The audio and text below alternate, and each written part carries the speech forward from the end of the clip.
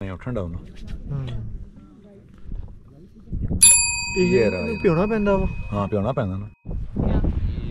ये लो जी ये तुख्मे बालंगा हुआ जनाब, इसे कहते हैं जनाब तुख्मे बालंगा। ये जंगली है? जंगली, हाँ ये यहीं से जाता है ना सारा यार। अच्छा हाँ।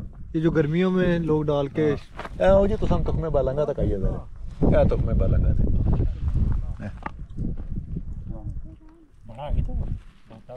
बस आ गए ना सर। ये हुआ सर।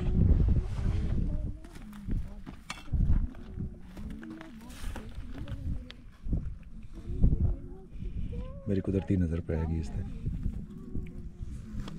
महवेश ये देखो तुखम मलंगा का पौधा मिल गया मेरे को।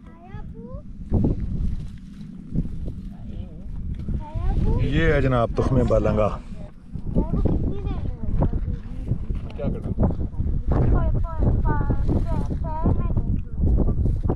कोई बात नहीं बर्दाश्त करो। लो ना सर और हुण पक्की पुर जाना है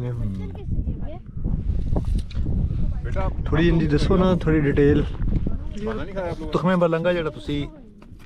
हाँ क्यों? गर्मियां च मशरूब विच इस्तेमाल करने हो ठंडा होना। ये प्योना पैंदा वा। हाँ प्योना पैंदा ना। हुण तुसी प्यो के चेक कर लो, थोड़ा टाइम लगेगा ना। ये रहा जनाब तुख्मे बालंगा।